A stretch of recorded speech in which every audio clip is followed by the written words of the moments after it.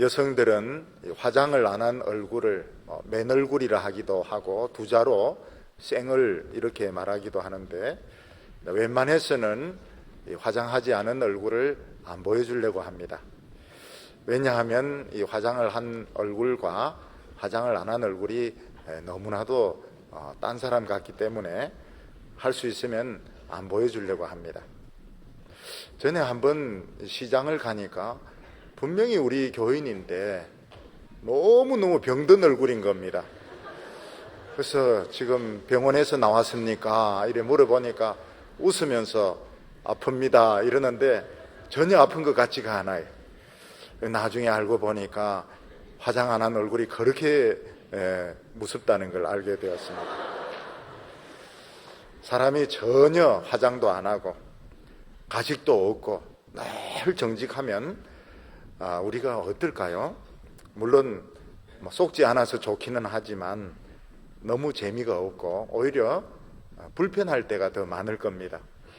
어떤 사람은 너무 정직해서 미운 사람 있으면 일일이 찾아가서 내가 미워했노라 죽이고 싶었던 마음이 들었다고 이러니까 다른 사람은 영문도 모르고 굉장히 이제 기분이 불쾌하게 되는 겁니다. 그래서 모든 사람들은 어느 정도는 위선적이고 어느 정도는 다 거짓말을 하고 있습니다. 일종의 위장하는 그런 셈인 것입니다.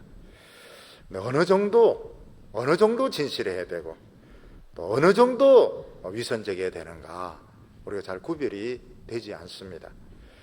우리 사람과 이렇게 짐승들을 비교해 보면 우리 사람들은 빠르지도 못하고 강하지도 못하고 몸에 털도 없어가지고 짐승들이 보기에 참 한심하다, 저런 짐승들이 어떻게 살겠는가 참 걱정을 많이 하지만 우리 사람은 이렇게 일어서기 때문에 훨씬 크게 보입니다. 덩치보다도. 개도 이렇게 일어서면 크게 보이고 곰도 싸울 때 보면 일어서서 막 이렇게 하는 것이 일어서면 굉장히 크게 보입니다. 그리고 사람들은 이 덩치에 비해서 목청이 크고 다양합니다. 어린애들도 우는 거 보면 정말 장난이 아닙니다. 감당할 수 없는 이런 목소리로 막 울어대는데 어떤 때는 어린애가 울어서 도둑을 쫓기도 하고 호랑이를 쫓기도 한다는 정도로 덩치에 비해서 굉장히 오묘하고 다양하면서도 큰 목소리를 내기 때문에 짐승들이 겁을 집어먹게 되는 것입니다. 근데 사람들은 놀라운 것이 머리가 뛰어나기 때문에 거짓말을 하고 속일 수가 있다는 겁니다. 짐승들도 보면 인간에게 좀 배워가지고 거짓말을 합니다. 안 죽었는데 죽은 채 한다든지 또 몸에 보호색을 띈다든지 다 거짓말, 진실하지 않은 것이죠. 진실하면 자기 있는 모습 그대로 보여줘야 되는데 안 죽었는데 죽은 채 한다든지 보호색을 띈다든지 다 거짓말입니다. 그런데 우리 인간들은 머리가 뛰어나기 때문에 스토리를 만들어냅니다. 진실로 감동적으로 눈물을 흘리면서 거짓말을 하는데 정말 진실한가 보다 나중에 보면 다 거짓말로 밝혀지게 됩니다. 특히 신문에서 하늘을 향하여 한 점 부끄러움 없다, 그런 사람 전부 부끄러운 사람들인 것을 알 수가 있습니다.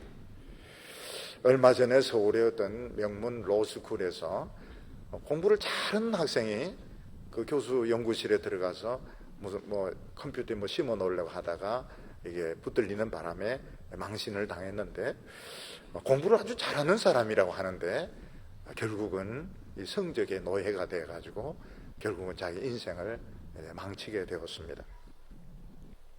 우리는 이 세상에서 자기 있는 모습 그대로 보여주는 것보다는 뭔가 포장을 하고 또 뭔가 선전을 할 때 훨씬 사람들이 더 좋게 반응하는 것을 볼 수 있습니다. 요즘 특히 책 같은 거 보면 책의 내용 같은 것보다는 포장, 또 포장보다는 마케팅에 의해서 베스트셀러가 형성되는 것을 볼 수 있고, 또 세상에서 성공하는 사람들도 보면 그 사람이 진실하기 때문에 성공하기보다는 자기 자신을 포장을 잘하기 때문에 멋있게 이미지를 만들기 때문에 더 성공하는 것을 볼 수가 있습니다. 근데 문제는 우리가 사람들 앞에서는 100% 정직하거나 100% 솔직할 수 없다 하지만 하나님 앞에서는 어때야 되느냐 하는 것입니다. 하나님 앞에서는 100% 정직해야 됩니다. 하나님 앞에서 위선적인 것, 하나님 앞에서 자기 자신을 포장하는 것은 굉장한 마이너스가 되는 것입니다.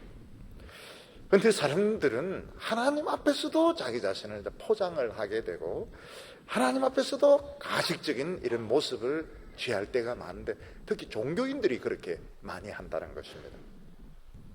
우리가 하나님 앞에서 있는 모습 그대로 나아가면 하나님은 그냥 책망하시는 것이 아니고 그 상처난 부분을 고쳐주시고 부끄러운 부분을 싸매어 주십니다.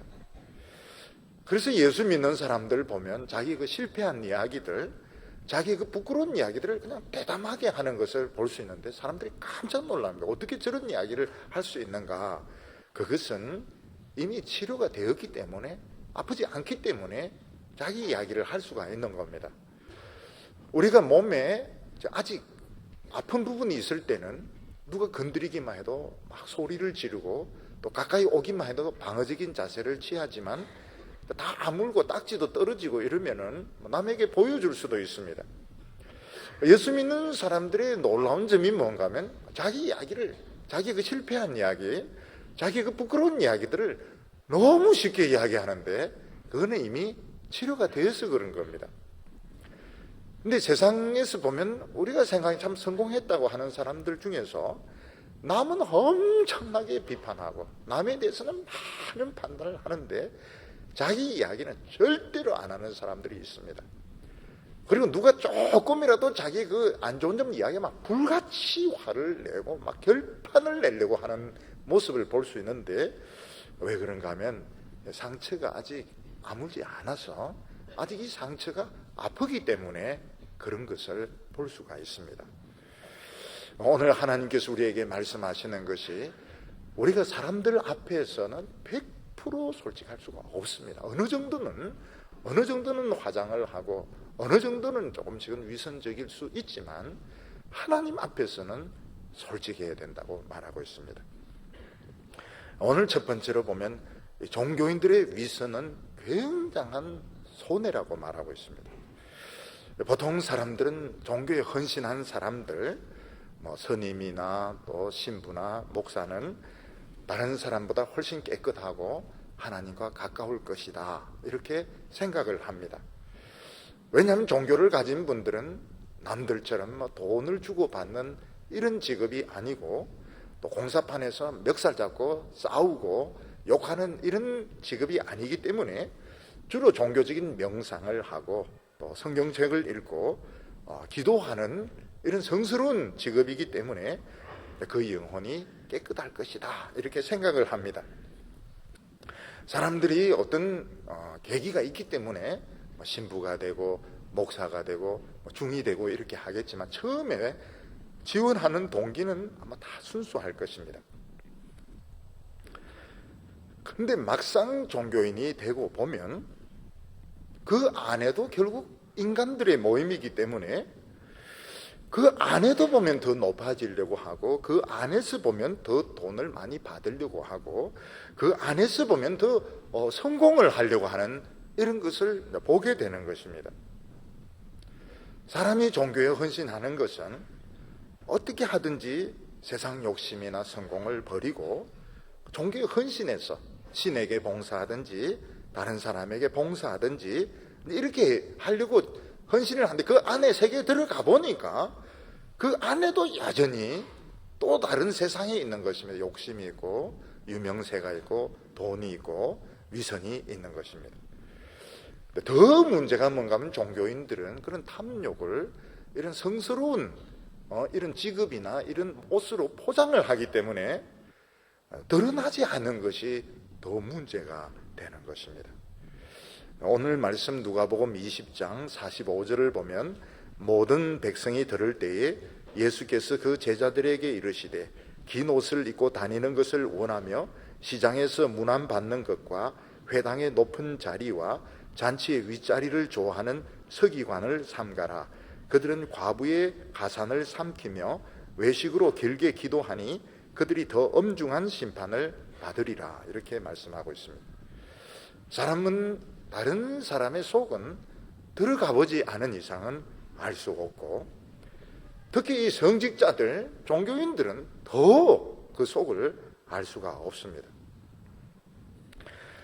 그래서 사람들은 종교에 헌신한 분들은 훨씬 더 깨끗할 것이다, 그 사람들은 더 성스러울 것이다, 이렇게 그런 차이도 있기는 있지만 하나님의 눈으로 보면 그거는 차이는 별게 아니고 오히려 더 탐욕스럽고 더 정욕에 빠질 수 있는데, 그걸 이제 성스럽게 위장을 하기가 쉽다는 것입니다. 그래서 성경은 뭐라고 말해요? 종교인이다, 종교에 귀의했다고 해서 더 거룩한 것은 아니라고 말하고 있습니다. 예수님 당시 서기관들은 하나님의 율법을 연구하고 가르치는 일을 전문적으로 하는 사람들이었습니다. 이 서기관들은 유대인들의 정신적인 스승이었습니다. 그런데 예수님은 서기관들을 굉장히 조심해라고 말씀하셨습니다. 왜냐하면 그들은 진리를 연구하고 진리를 가르치는 것은 사실이지만 자기 자신들은 그렇게 안 산다는 겁니다. 자기 자신들은 그렇게 안 살면서 사는 것처럼 이렇게 포장을 하기 때문에 조심을 해라, 이렇게 말하고 있습니다. 사람들은 그걸 이해를 못합니다. 서기관들은 하루 종일 율법을 읽고 그거를 필기를 하고 그것을 가르치기 때문에 그 사람들은 돈을 주고 받는 직업이 아니고 공사판에서 멱살 잡고 싸우는 이런 직업이 아니기 때문에 굉장히 고상하고 거룩할 것이다, 이렇게 생각을 했는데, 그렇게 생각하는 것은 사람은 접촉에 의해서 더러워진다 이렇게 생각하는, 그거는 맞지만 사람 안에 이미 죄가 들어와 있기 때문에 꼭 그런 것은 종교인이기 때문에 더 성스러운 것은 아니라고 말하고 있습니다. 오히려 종교인들은 다른 사람들이 성스럽다 생각하기 때문에 더 자기 죄를 감추는 것이 유리하고 숨어서 죄를 더 지을 가능성이 많다, 그래서 조심하라고 말씀하셨습니다. 모든 종교가 거짓된 사교나 이단들 말고 모든 이런 종교가 가져야 될 특징이 두 가지가 있습니다. 불교든지 기독교든지 천주교든지 모든 종교는 일단 사회의 그 탐욕이나 죄를 정화하는 기능이 있어야 됩니다. 사회에 있는 그런 죄들, 탐욕을 정화시킬 수 있어야 되고, 특히 종교인들은 끊임없는 자기 수양을 통해서 어떤 성공이나 탐욕보다는 자기 자신을 끊임없이 그 수양을 해서 세상으로부터 멀어지는 이런 그 훈련을 해야 되는 특징이 있습니다. 기독교가 옳고 천주교 이걸 떠나가지고 모든 종교는 사회를 정화시켜야 되고, 그 종교에 봉사하고 있는 분들은 자기 자신을 끊임없이 수양을 하고 훈련시켜야 되는 책임이 있습니다.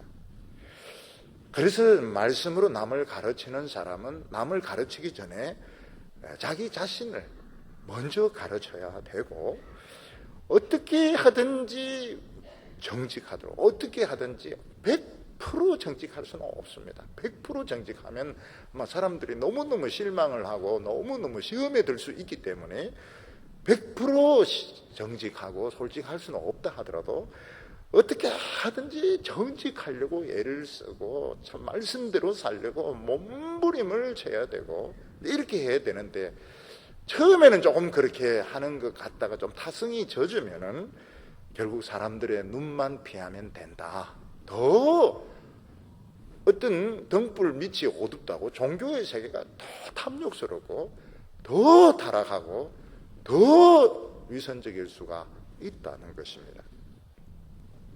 만약 이 예수님 당시의 서기관들이 정말 정직한 사람이었더라면 자기들이 이 말씀대로 못 사는 문제가 고민을 굉장히 많이 했을 것입니다.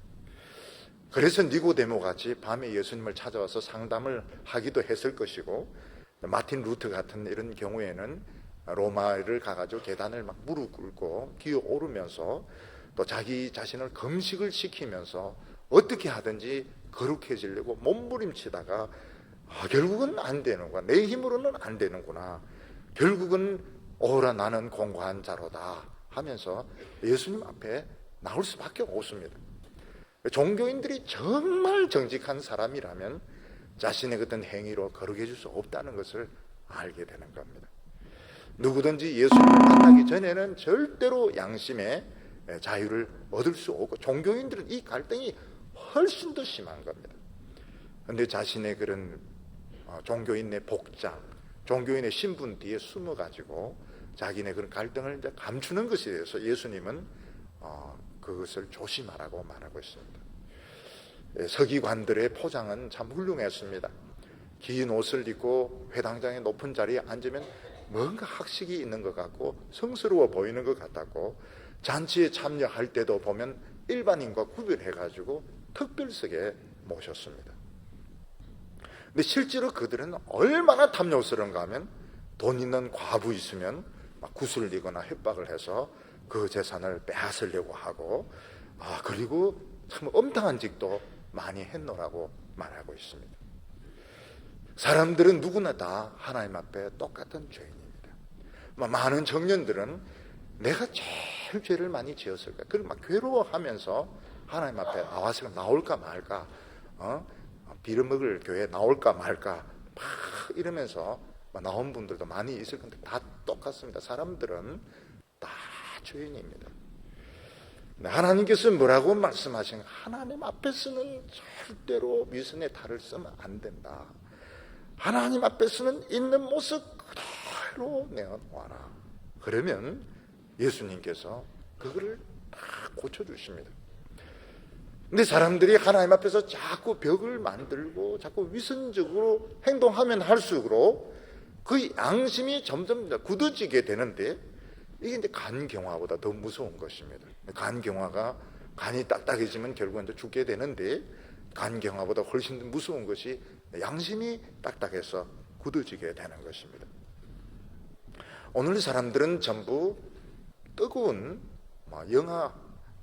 영상 70도 80도 되는 사막을 걸어가는 것 같습니다. 체력이 좋은 사람은 처음에 막 씩씩하게 걸어가지만 아무리 체력이 좋아도 결국은 죄를 짓습니다. 오늘 시대에 정말 제대로 예수 안 믿고 높은 자리에 올라가는 것은 굉장히 위험한 것입니다. 어떻게 하든지 망하게 되어 있습니다. 예수 안 믿고 돈이 있고 명예가 있고 권력이 있으면 100% 이건 망하게 돼요. 이게 안 드러나서 그렇지 결국은 망하게 되어 있습니다. 그 불타는 사막을 끝까지 걸어갈 수 있는 것은 생수가 계속 공급이 되는데, 성령의 생수가 계속 공급이 될 때, 하나님의 말씀이 계속 공급이 될 때, 그때 끝까지 갈 수 있는 것이지, 인간의 자기 힘으로 죄 안 지을 수 있는 사람은 한 명도 없습니다. 대개 어느 사회든지 그냥 유지되는 것은 대충 그냥 덮어버리기 때문에 넘어가는 것이지, 이걸 이제 파헤치기 시작하면 전부 다 연결이 되고, 이 죄 안 지은 사람이 아무도 없는 거예요. 대충 덮어서 가니까 그냥 적당하게 넘어가는 것이지, 죄를 안 지은 사람은 없습니다. 예수님께서 뭐라고 말씀하시는가 하면, 하나님 앞에서는 절대로 위선적이지 마라. 하나님 앞에서 죄 많으면 많을수록 좋다. 하나님께서 다 해결해 줄 테니까 하나님 앞에서는 절대로 위선의 탈을 써서는 안 된다. 이렇게 말하고 있습니다. 두 번째는 누가 더 헌금을 많이 했을까 하는 것입니다. 우리 신앙생활에 있어서 사람들에게 봉사하는 것도 있고 하나님께 관계되는 이 예배가 있는데, 하나님에 대한 관계는 굉장히 조심을 해야 됩니다. 하나님께 관계되는 거라고 하면 주로 이제 기도나 헌금이나 금식, 또 말씀 듣는 거, 이런 것을 들 수 있는데, 이것은 마치 호수를 통해서 산소를 공급받는 것 같습니다. 만약 우리의 기도, 우리의 헌금, 우리의 금식이 위선적이 된다면 결국 공급되는 산소가 오염되었기 때문에 선교를 하고 교육을 하고 구제를 하고 모든 것이 자동적으로 오염이 되게 되어 있습니다. 그래서 기도하는 거, 헌금하는 거, 금식하는 거, 이런 것들은 위선적이 되지 않도록 굉장히 조심해야, 아주 델리케이트한 부분에 속하는 것입니다. 예수님께서 성전에서 이 헌금 내는 곳에 옆에서 사람들이 헌금하는 것을 보고 계셨습니다. 성전 입구에는 헌금함이 있었는데 돈이 다른 데로 떨어지지 않도록 나팔처럼 이렇게 만들어 놓았습니다. 이제 서울에 보면은 그 남산 터널 같은 거 지나갈 때 보면 돈을 이렇게 던지지 않습니까? 던지면 딴 데 가지 않도록 나팔처럼 이렇게 돼 있듯이 성전 입구도 이렇게 찢어져 있는 것이 헌금함이 찢어져 있는 것이 아니고 나팔처럼 이렇게 돼 있었습니다.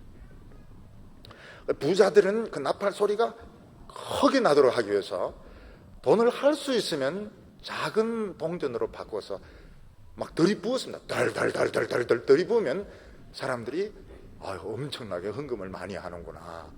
근데 가난한 과부는 딸랑 이렇게 소리가 납니다. 딸랑. 딸랑이구나. 이러면서 사람들은 판단을 했습니다. 근데 예수님께서는 그 헌금이 액수로 판단할 수 있는 것이 아니라고 말씀하셨습니다.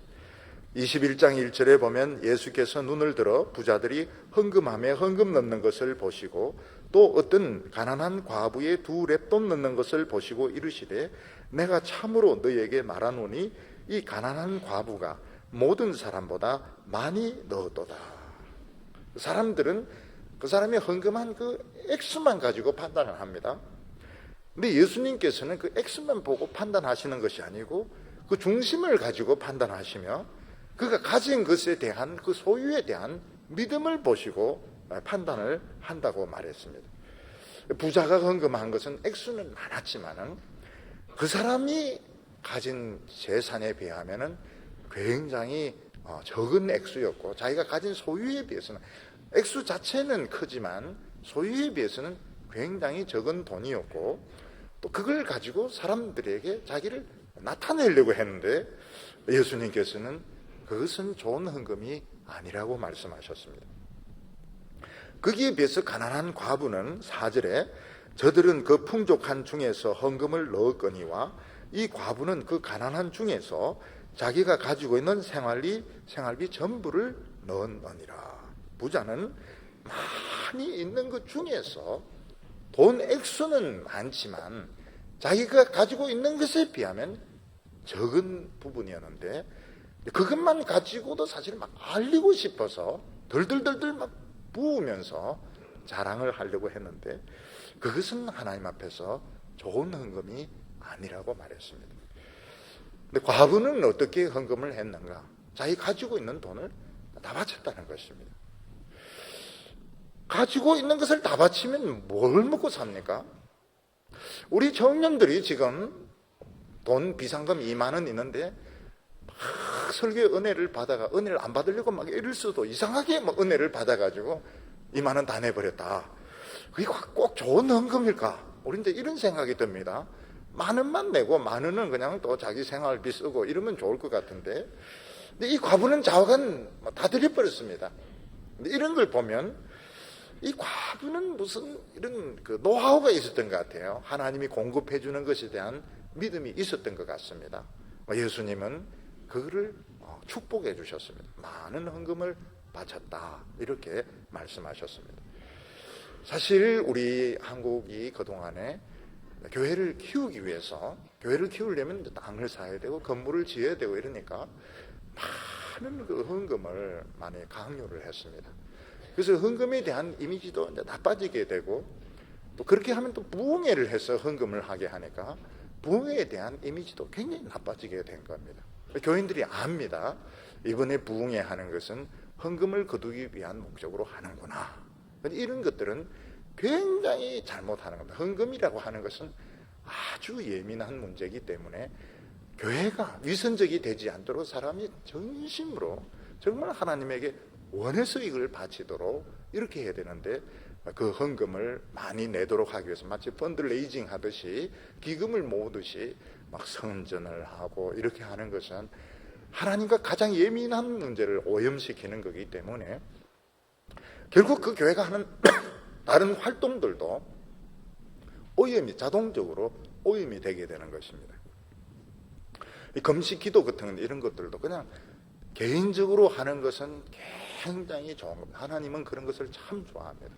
근데 금식 기도를 하게 될 때는 너무너무 자기가 해결할 수 없는 어려움이 있기 때문에 금식 기도하는데 하나님은 다 들어주십니다. 웬만하면 다 들어주십니다. 근데 어떤 때는 너무 성질이 나서 자기가 굶는 겁니다. 자기가 굶으면 이는 금식 기도가 아니고 반항하는 것이죠. 저도 옛날에 일이 제 뜻대로 안 되니까 좋다. 내가 그냥 죽으면 사람들 욕할 거고 굶어서 죽자. 그래서 한 며칠 굶었는데 하나님께서 네 그래가 죽어가 좋을 일 없을걸. 그거는 금식이 아니고 그거는 반항하는 건데. 그래가지고 이런 식으로 금식하는 것은 좋지가 않구나. 서울에 어떤 교회를 가보니까 큰 플랜카드를 그렸습니다. 방금 우리 목사님이 40일 금식을 끝냈습니다. 크게 플랜카드로 붙여놨는데 그런 것은 굉장히 잘못하는 겁니다. 그런 것은 엄밀하게 해야 되는 것이고 광고해야 될 성질의 것이 아닌 것입니다. 과연 이 과부가 자기 생활비를 다 드린 것은 무책임한 것이 아닌가? 그럴 수도 있습니다. 그렇지만 이 사람은 자기가 믿음이 있었던 것 같아요. 하나님은 공급해 주신다. 이런 체험도 있고 믿음도 있어서 예수님은 굉장히 좋은 헌금이라고, 많이 내었다는 것은 참 좋은 헌금이라고 칭찬을 해 주신 것입니다. 예수님은 우리에게 일용할 양식을 위해서 기도해라. 젊었을 때 그 이해가 안 됩니다. 지금 걱정하고 있는 것은 오늘 하루가 아니고 지금 내년 아니면 2년 대학원 졸업하고 나서 교수 자리 채용이 되는 거, 연구원에 채용이 되는 거, 대기업에 채용되는 거, 이게 중요한 것이고, 요즘은 모든 것을 하려고 해도 2년 이상은 준비를 해야 되는데 오늘 것이 무엇이냐? 하나님께서는 우리가 많은 것을 생각하지만 오늘 살아있는 것보다 더 중요한 것이 없습니다. 오늘 지금 살아있고 예배드리고 있고 이것보다 더 중요한 것이 없고, 하나님은 필요하면 다 그걸 해주신다는 겁니다. 그걸 믿어야지. 너무 많은 생각을 하고 너무 많은 것을 준비하려고 하는데 그것은 좋은 믿음이 아니라고 말씀하셨습니다. 예수님께서는 가난한 과부의 그 동전 딸랑 하는 그거를 굉장히 좋은 헌금, 부자의 많은 헌금보다 좋은 헌금, 많은 헌금을 내었다고 칭찬을 해주셨습니다. 교회도 크게 돼야 많은 사람들 와서 많은 사람이 구원받을 거 아닌가. 노아의 방주 같은 이런 개념을 가지고 있는데 꼭 그런 것이 좋은 것은 아닙니다. 무리를 해서 교회를 키우고 헌금하게 하고 이러면서 교회가 부패했다는 소리를 듣게 되고 결국 많은 그 영적인 손실을 보게 되는 것입니다. 오늘 세 번째로 예루살렘의 큰 건물에 대해서 예수님은 결코 칭찬을 하지 아니하셨습니다. 5절에 어떤 사람이 성전을 가리켜 그 아름다운 돌과 헌물로 꾸민 것을 말하며 예수께서 이르시되, 어떤 그 웅장한 이런 건물들 보면, 특히 종교적인 건물이 웅장한 것을 보면 그 안에 무슨 영역이 있는 것 같고 위력이 있는 것 같고 뭔가 스스로 그 압도를 느끼게 되는 것입니다. 근데 실제는 뭔가 없으니까 그런 걸 가지고 이제 압도를 하려고 하는 겁니다. 일본 나라에 가면 도다이지샤라고 하는 절이 있습니다. 굉장히 큰 절입니다. 그 절에는 이런 이 잔디밭에 사슴들이 막 돌아다닙니다. 사슴들이 사람을 피하지를 않습니다.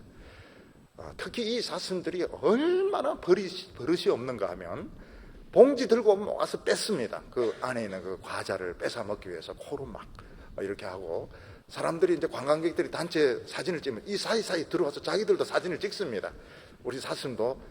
그러면서 이 코가 기름이 굉장히 많아요. 그걸 가지고 바지를 과자 안 주면 바지를 막 비벼가지고, 특히 흰 바지 같은 거는, 백바지 같은 것은 막 더러워지게 되어 있습니다. 근데 거기에 이제 부처가, 이 청동 부처가 있는데 얼마나 큰가 하면 손바닥에 어른 16명이 올라갑니다. 그 정도로 손바닥에만 해도 어른 16명이 올라가서 앉을 정도로 그렇게 그 청동 부처가 이렇게 큽니다. 사람들은 뭔가 큰 거를 보면 대단한 것이 있겠구나, 위압감을 느끼는데, 하나님께서는 그 위압감을 느낀다 해서 사람이 은혜 받고 변화되는 것은 아니라고 말씀하고 있습니다. 우리나라도 예배당이 큰 거 무슨 성공의 상징인 것처럼, 그리고 엘리트의 상징인 것처럼, 어떤 축복의 상징인 것처럼 사람들이 그렇게 믿습니다. 그리고 교회가 그렇게 크면은 사업가라든지 교수라든지 똑똑한 사람들도 많이 또 몰려옵니다. 네, 하나님께서는 결코 예배당 건물이 성공의 상징이나 부의 상징이 되어서는 안 된다고 말하고 있습니다. 예를 들어서 병원이 큰데 거기 시설도 좋고 의사도 훌륭해서 환자들을 많이 고치면 그보다 더 좋은 것은 없겠지만, 건물은 큰데, 병원의 건물은 큰데 환자들은 고치지 못하고 아픈 사람은 더 아파서 나오고 많이 아픈 사람은 죽어서 나오고 죽은 사람 막 썩어서 안 나온다면 그 병원은 사람들을 기만하고 속이는 것이 되는 것입니다. 하나님의 성전은 예수님 만민이 기도하는 집이다. 성전은 사람이 회개해서 죄 씻음 받는 곳이 되어야 된다. 이렇게 말씀을 했는데 예루살렘 성전은 그걸 엄청난 장사를 해가지고 돈벌이를 하고 있었던 것입니다. 그래서 예수님께서는 내 집은 만민이 기도하는 집이라고 했는데 어떻게 너희들은 강도의 소굴로 만들었느냐 하면서 예수님께서는 책망을 하셨습니다. 오늘 말씀 6절 말씀을 보면, 누가복음 21장 6절 보면, 너희 보는 이것들이 날이 이르면 돌 하나도 돌 위에 남지 않고 다 무너뜨려지리라 이렇게 말했습니다. 제자들은 예루살렘 성전이 이렇게 화려하고 웅장한데 참 하나님이 영광을 많이 받으시지 않겠습니까? 이렇게 말하니까 예수님이 뭐라고 말씀하세요? 돌 하나도 돌 위에 남지 않고 이중으로 돌이 놓이지 않고 철저하게 파괴될 것이라고 말씀하셨습니다. 왜냐하면 이 성전은 죽은 성전이기 때문에, 돈벌이나 하는 그런 위선적인 성전이기 때문에 파괴될 수밖에 없는 것입니다. 실제로 이제 이 말씀은 로마의 디도 장군에 의해서 실현이 되게 되는데, 로마 군인들은 예루살렘 성전 벽 사이에 금을 감추었다 이런 소문을 듣고 돌을 전부 다 분해를 합니다. 다 떴습니다. 그래서 처음에 이 디도 장군은 그 요세푸스라고 하는 그 항복한 유대인 제사장이 있습니다. 묻습니다. 이 성전을 불태울까 말까, 그러니까 그냥 두어야 된다. 이게 굉장한 문화재의 가치가 있다고. 그러면서 요세푸스는 성전을 그대로 두어야 된다고 얘기하는데 이미 로마 군인들이 말을 안 듣는다. 거의 미쳐가지고 이 사람들이 거의 미친 사람처럼 돼서 불을 지르고 성전을 뜯고 이러는데 통제가 불가능해가지고 결국은 예루살렘 성전은 다 불타게 되고, 유대인들은 도망칠 때 돈을 삼키고 도망친다. 이래서 전부 배를 다 가릅니다. 110만 명의 배를 갈라가지고 유대인들을 죽이게 되는 것입니다. 그러니까 이 교회는 외적인 어떤 돌이라든지 유리라든지 카페트라든지 또 거기 오는 사람들의 그런 신분이나 이런 것을 가지고 자랑하는 것이 아니고, 거기엔 바른 말씀이 있어야 되고 눈물의 기도가 있어야 되는 것입니다. 그러면 그게 진짜 성전이고, 그게 없기 때문에 딴 걸 가지고 많이 사람들에게 억지 감동을 주려고 하는데 그것은 다 위선이고 거짓이라고 말씀하고 있습니다. 제자들은 쇼크를 받았습니다. 이 성전이 불타고 파괴되는 거, 그게 정말이라면 어떤 징조가 있습니까? 그때 어떤 일이 일어납니까? 그때 예수님은 두 가지 말씀을 하셨습니다. 하나는 뭔가 하면 거짓 선지자들이 많이 나타나서 자기가 메시아다, 자기가 예수라 할 거라고 말을 했습니다. 이게 사람들이 종교적으로 맹목적이 되면 거의 교주를, 종교 지도자를 교주로 하게 됩니다. 절대적으로 신뢰하게 되는데 그거는 서로가 망하는 것입니다. 가끔 보면 이단은 말할 것도 없고, 이단은 거의 교주입니다. 이단은 교주고, 어떤 경우는 교회 지도자들도 거의 절대적인 이런 이제 권위를 가진데 이것은 본인에게도 교인들에게도 좋지가 않습니다. 결국은 서로가 망하게 되는 겁니다. 우리는 형제고 자매지 말씀을 전할 때는 하나님을 대신해서 전하지 절대적이지는 않습니다. 그런데 예루살렘이 멸망할 때는 절대적이다. 나는 하나님의 음성을 들었다. 나는 메시아다. 이런 사람들이 막 나타나게 되는데 그러면 가까이 하지 말라는 겁니다. 이단들을 보면 막 확신을 심어주고 이런데 그거 절대로 들으면 안 됩니다. 그리고 예수님이 무엇을 가르쳐 주시냐면 예루살렘이 포위가 되면 망할 때인 줄 알아라고 말했습니다. 20절에 너희가 예루살렘이 군대에 에워싸이는 것을 보거든 그 멸망이 가까운 줄 알라, 이렇게 말했습니다. 로마 장군 베스파니우스는 그 아들 디도와 함께 예루살렘, 유대인들의 멸망을 진압하러 와가지고 결국 갈릴리부터 진압을 해서 예루살렘을 에워싸게 됩니다. 근데 무슨 소식을 듣는가 하면 네로가 자살했다, 이런 소식을 실제로 자살을 했습니다. 그러니까 베스파니우스가 디도를 보냅니다. 우리가 진짜 계속 예루살렘을 함락시켜야 되는지 말아야 되는지 다음 황제에게 물어보자. 그래서 디도는 예루살렘을 향해서 가게 되고 베스파니우스는 에집트로 가게 됩니다. 그래서 예루살렘 포위를 풀게 됩니다.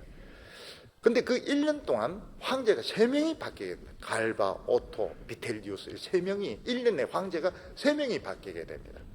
그때 포로로 붙들린 요세푸스가 베스파니우스에게 당신이 황제가 될 거라 이렇게 예언을 하는데 처음에는 그걸 안 믿었다 나중에 믿게 되고 베스파니우스 황제가 자기가 황제가 됩니다. 에집트에서 알렉산드리아에서 황제가 됩니다. 자기 부하가 가서 비텔리우스를 죽이고 결국 황제로 가게 되는데 디도, 아들 디도가 예루살렘을 멸망을 시키게 됩니다. 그러니까 이 베스파니우스가 예루살렘을 에워쌌다가 네로가 죽으면서 한번 풉니다. 그동안 유대인들은 대거 예루살렘으로 들어가서 전쟁 준비를 하게 됩니다. 굉장히 많은 전쟁 준비를 하게 됩니다. 그때 예수님의 제자들은 예루살렘이 에워싸이는 것을 보면 피하라. 밭에 있는 사람은 물건을, 옷을 가지러 집으로 가지 말고 지붕 위에 있는 사람은 내려가지 말라. 그래서 예수 믿는 사람들은 싹 빠져나오게 되고 나머지 사람들은 예루살렘 안으로 들어가게 됩니다. 예루살렘이 안전할 거라고. 그래서 110만 명 이상이 110만 명이 죽고 20만 명이 포로로 붙들려 가게 되는데 예수 믿는 사람들은 안전한 곳에 피해서 목숨을 건지게 됩니다. 이것을 통해서 우리가 알 수 있는 것이 뭔가 하면 미래에 대해서 너무 염려하지 말라는 것입니다. 왜냐하면 주님은 우리에게 피할 길을 주시고 우리가 미리 알려주십니다. 그래서 미리부터 원자폭탄 터지면 어떡하나 뭐 이런 걱정을 할 필요가 없습니다. 주님은 자기 백성들에게 피할 길을 다 주시고 감당할 수 있도록 이렇게 하시기 때문에 미리부터 전쟁 나면 어떻게 되나, 서로 사랑하는 사람이 있는데도 불구하고 우리 결혼하지 말자, 우리 막 헤어지자, 그리고 재림할 때 만나자, 이렇게 할 필요는 없다는 겁니다. 사랑하는 사람이 있으면 결혼하세요. 하시고 직장이 없는데 어떻게 하고 어떻게 또 풀빵을 굽든지 어떻게 하든지 이렇게 담대하게 미래에 대해서 너무 걱정을 하고 그렇게 할 필요가 없습니다. 예수님은 이제 3가지 주의사항을 주셨는데 그 첫째가 무엇인가 하면 큰 지진과 전염병과 무서운 일이 일어나겠지만 이게 세상의 끝은 아니라는 것입니다. 11절에 보면 곳곳에 큰 지진과 기근과 온역이 있겠고 또 무서운 일과 하늘로서 큰 징조들이 있으리라. 이 세상에 인간들이 전혀 생각하지 못했던 지진이 일어났는데, 지진이 우리는 최근에 지금 참 많이 지진을 겪었습니다. 제가 어렸을 때만 해도 지진이 이렇게 많지는 않았습니다. 보니까 제가 이제 나이가 들어가면서 보니까 진짜 지진이 정말 많은 사람이 죽는 이런 지진들을 우리가 보고 있습니다. 그리고 쓰나미라고 하는 거 우리는 몰랐습니다. 우리는 해일이란 말은 들었지만 쓰나미란 말은 몰랐습니다. 근데 인도네시아 아체 지방에 쓰나미 와서 공식적으로 20만 명이 죽었는데 사실은 얼마 죽은지 인도 쪽에는 카운트도 되지도 않습니다. 얼마나 죽은지 모릅니다. 이러면서 이 쓰나미가 이게, 그리고 이제 일본에 또 쓰나미가 밀려오고 이러면서 쓰나미가 물이 15m로 물벽이 오는 거구나. 속도가 시속 80에서 90으로 밀려, 이걸 이제 우리가 본 겁니다. 옛날에는 우리는 이런 걸 몰랐습니다. 그리고 이제 이게 하늘에서 무서운 일이 일어날 거다 이런데 화산이 폭발하면 이 화산재가 성층권까지 올라가가지고 1년 내내 이제 구름이 끼는 현상이 일어나게 됩니다.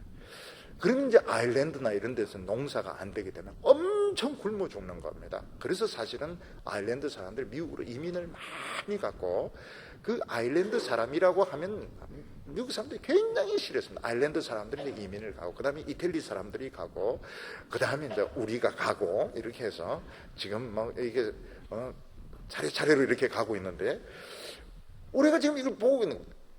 그 아이슬란드죠. 아이슬란드의 화산이 폭발했는데 비행기가 다 스톱이 되는 겁니다. 우리 교인들이 모나서, 우리 교인들이 사업하시는 분들이 뭐 로마나 이런 데서 비행기가 안 떴다는 겁니다. 이걸 이제 실제로 우리가 지금 보고 있습니다. 근데 이런 일들이 일어나는 것은 정신 차리라는 겁니다. 정신 차리라. 돈이나 연애나 공부에 너무 빠지지 말고 좀 넓은 세계를 봐라. 우리가 사는 이 세계는 마치 침몰하는 배와 같은데, 우리는 침몰할 때까지는 사람들에게 전도하고 또 사람들과 같이 어울려서 지내야 됩니다. 이 배가 침몰합니다 이러면 전부 미쳤다 하면서 우리를 두들겨 패고 배에서 뛰내리라고 할 겁니다. 그러니까 그때까지는 공부도 하고 직장생활도 하고 사회생활도 하지만 여기에 빠져버리면 안 되는 겁니다.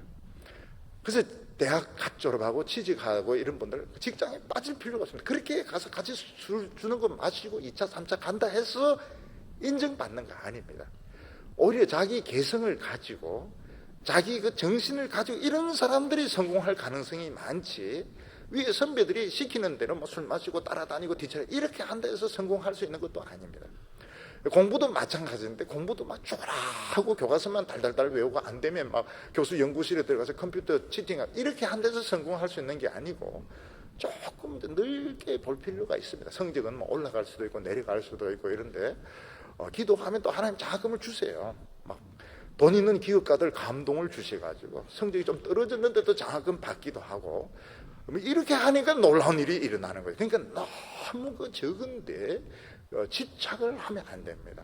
정신을 차리고 좀 넓은 세상을 보라고 이러면서, 그래서 우리 교회는 우리 교단 안에서 큰 교회지만 교단 중심으로 안 합니다. 모든 걸 글로벌하게, 외국의 필리핀이라든지 IT라든지 일본이라든지, 중국 왜 서찬선 안 도왔나, 중국은 좀 돈이 있다 이렇게 생각해가지고 그때 우리가 뺐습니다. 중국도 가난했으면 우리 서찬성에 또 돈 1억을 보냈을 겁니다. 그러니까 좀 크게 대한예수교장, 이것도 굉장히 좁은 겁니다. 또 그 속에도 들어가면 막 정치적이고 막 복잡하고 이런데 거기에 집착할 필요가 하나도 없는 거예요. 훨씬 넓은 세계가 있는 겁니다. 요즘 청년들인데 이렇게 물어보니까 똑같아요. 똑같아. 중국인이나 미국인이나 똑같이 한류 좋아하고 노래 좋아하고 춤 좋아하고 막 커피 마시고, 젊은 사람들은 막 비슷비슷하다는 거예요. 그런 걸 보면 우리 세대하고는 좀 많이 다른 것 같아요. 막 영흥하고 막 그때 커피 마시고, 젊은 사람들은 뭐 쇼핑하고 명품 좋아하고 다 똑같다는 거예요. 이게 이 젊은 사람들의 이런 생활들은 우리하고는 좀 많이 다르구나. 그래서 넓은 세계를 보고 하나님에게 이 주파수를 맞출 필요가 있는 것입니다. 그리고 중요한 것이 무엇인가 하면, 우리는 능력이 없지만 하나님의 말씀에는 능력이 있습니다. 그래서 14절에 보면, 그러므로 너희는 변명할 것을 미리 궁리하지 않도록 명심하라. 내가 너희의 모든 대적이 너희 대항하거나 반박할 수 없는 구변과 지혜를 너희에게 주리라. 무슨 말인가 하면, 우리의 신앙은 삼각함수처럼 또 수학의 공리처럼 증명을 할 수가 없습니다. 만약 신앙이 공식이면 사람들, 자 보세요, 피타고라스 정리처럼 다 증명을 해서 딱 끝에 가서 증명 끝, 믿을래 안 믿을래 이러면 좋겠지만은, 신앙은 이렇게 증명할 수 있는 것이 아니고 눈에 보이는 게 아닌 것입니다. 또 우리가 뭐 엘리야 같이 능력이 하늘에서 막 불 떨어지고 죽은 사람 벌떡벌떡 일어나고 이러면 막 믿을래 안 믿을래 이러면 좋겠지만, 죽은 사람도 자꾸 살아나면 골치 아픕니다. 호적 다 정리가 되었는데 죽은 사람들 떠서 하늘에서 또 불 떨어져서 방화범이라고 또 붙들려 갈 수도 있고 이런데, 우리에게는 그런 능력이 없어요. 근데 우리가 믿는 것을 이렇게 이야기를 하면 사람들은 느낍니다. 뭐를 느끼는가 하면, 진리가 가지는 그 힘을 느끼게 됩니다. 사람들은 막 궤변을 가지고 말도 안 되는 거 때를 쓰고 이러는데 그걸 우리는 이길 수가 없습니다. 근데 내가 믿는 그 신앙에 대해서 성경 가지고 이야기를 하면 성령이 이제 역사를 하기 시작하는데, 믿는 사람도 있고 안 믿는 사람도 있지만 진리가 가지는 힘을 느끼게 되는 것입니다. 젊은 사람들은 사람들이 무시를 한다. 뭐 젊은 게 너희들이 알면 얼마나 알고 살았으면 얼마나 살았느냐. 근데 진리를 붙들면 무시를 못합니다. 예를 들어서 회사에 이런 여자 직원이지만 성경대로 믿으면 위에 있는 부장님이나 과장님이 무시를 못합니다. 전에 어떤 한 청년이 이렇게 있었는데, 청년이 하나님 말씀을 너무 이렇게 사랑했는데 학교를 해양대학을 나온 겁니다. 해양대학을 나오니까 취직이 이제 결국 배 탈 수밖에 없는 것이죠. 근데 배 타고 막 태평양을 지나가면서 기관실에서 그 이제 사람들 막 화토 치고 뭐 술 마시고 담배 피고 막 이러는데 자기가 너무 답답하니까 막 기관실에 가서 막 아무 엔진 붙들고 주여 교회 가게 해주십시오 막 이렇게 했는데 전보가 날라오기를 전에 시험 친 회사가 합격했으니까 비행기 타고 빨리 오라. 그래서 다음 주일날 분명히 배 타고 떠난 형제가 주일날 딱 나타난 겁니다. 그래서 어떻게 됐느냐, 그러니까 비행기 타고 왔다는 거예요. 기도하니까 하나님이 들어주셨다 이렇게 말을 했습니다. 그러니까 기도하면 하나님이 들어주십니다. 이런 거를 체험을 해야 됩니다. 지금 그걸 체험을 해야 됩니다. 그리고 이제 회사 사장이 이제 신임을 해가지고 비자금을 모으는 일을 맡긴 겁니다. 그 저한테 왔습니다. 제가 이제 그렇게 이제 취직을 했는데 비자금 담당인데 어떻게 해야 됩니까? 그래, 어떻게 배웠느냐? 설교에서 어떻게 배웠느냐? 이러니까 안 되죠. 그러면 안 된다 해라. 바로 사장님 찾아가서 저는 교회 다니는데 못하겠습니다. 이랬더니 그럴 줄 알았다 이러면서 목을 자르지도 않고 지금까지 목이 붙어가지고 회사의 최고참 이런 뭐 부장인지 아주 높은 자리까지 올라갔더라고요. 그러니까 너무 겁을 집을 필요가 없는 거예요. 하나님이 나에게 직장을 안 주시는 것은 신앙생활 다 해라고 하는 기간인데 내가 취직 안 하면 내가 답답할까? 우리 부모가 답답할까? 하나님이 답답할까? 내가 제일 답답하고 하나님 제일 답답하시겠죠. 부모가 답답하지. 그렇지만은 하나님은 주십니다. 그래서 너무 겁을 먹을 필요가 없어요. 저도 저 같은 이런 사람이 결혼할 줄은 몰랐다고요.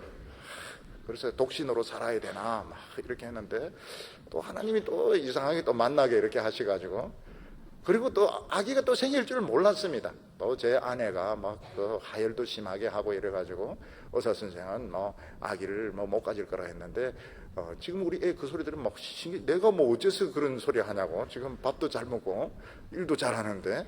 그러니까 하나님은 필요한 거 다 주시니까 걱정할 필요가 없는 겁니다. 근데 가슴 아픈 게 뭔가 하면 가족들이 안 믿는 겁니다. 16절에 보면 심지어 부모와 형제와 친척과 벗이 너희를 넘겨주어 너희 중에 몇을 죽이게 하겠고 또 너희가 내 이름을 인하여 모든 사람에게 미움을 받을 것이나 너희 머리털 하나도 상치 아니하리라. 참 이 신앙이 너무 중요한데 내 지도 교수님은 절대로 안 믿고 부모님도 안 믿고 형제도 안 믿고 내가 이 가족도 전도 못하면서 무슨 내가 선교를 하고 내가 딴 것까지 복음을 전하느냐, 그런 생각할 필요가 없습니다. 그거는 하나님이 하시는 거. 하나님 또 다른 사람을 통해서 또 전도할 수 있고 자기 가족 전도하는 게 또 최고 힘들어요. 그래서 이거는 자기 힘으로 안 되는 겁니다.